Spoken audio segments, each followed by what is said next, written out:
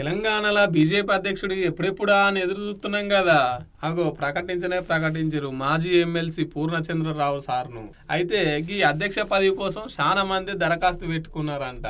అందులో రాజసింగ్ అంటే ఆయన కూడా దరఖాస్తు పెడదామని చెప్పేసి పోతే ఈయన రాకుండా అడ్డుకున్నారట. ఈయన దరఖాస్తు ఇస్తుంటే మీదికెళ్ళి కొంతమంది సంతకాలు పెట్టేది ఉంటే ఆ సంతకాలు పెట్టేటోళ్ళని కూడా బెదిరించిరట. ఏమి నువ్వు పార్టీలు ఉంటావా, సస్పెండ్ అవుతావా, గాయనకి ఎట్లా మద్దతు ఇస్తున్నావా అని.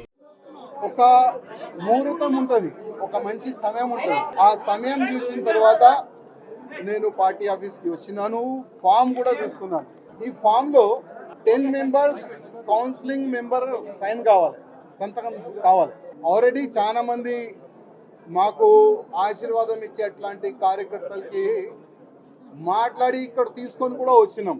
స్టేట్ కౌన్సిలింగ్ మెంబర్ ఇక్కడ వచ్చిన తర్వాత వాళ్ళకి ఫోన్ చేసి పోస్టులో ఉంటావా, సస్పెండ్ చేయాలా అని వాళ్ళకి బెదిరించి ఇక్కడ నుంచి పంపించేసినారు. ముగ్గురు మా ఎంబడి వచ్చినారు, ఆ ముగ్గురే సైన్లు పెట్టినారు. ఇంకా దాదాపు 7 మెంబర్స్ సైన్ కావాలి. 10 మెంబర్స్ సంతకం చేసిన తర్వాతనే మనం ఈ ఫామ్కి మనం సబ్మిట్ చేయొచ్చు.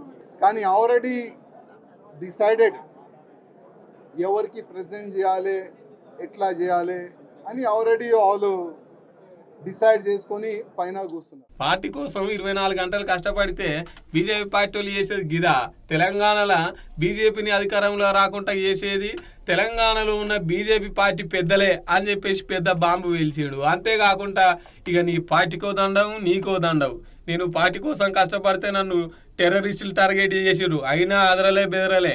కానీ మీరు చేసే మోసాన్ని నేను తట్టుకోలేకపోతున్నా అని చెప్పేసి వెంటనే ఇక లవ్ లెటర్ పంపుతున్నా అని చెప్పి రాజీనామా లెటర్ని అయితే పంపిన్రులా.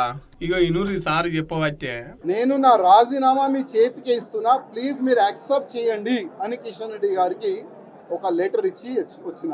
ఇవాళ నేను టెర్రరిస్ట్కి టార్గెట్లో ఉన్నా.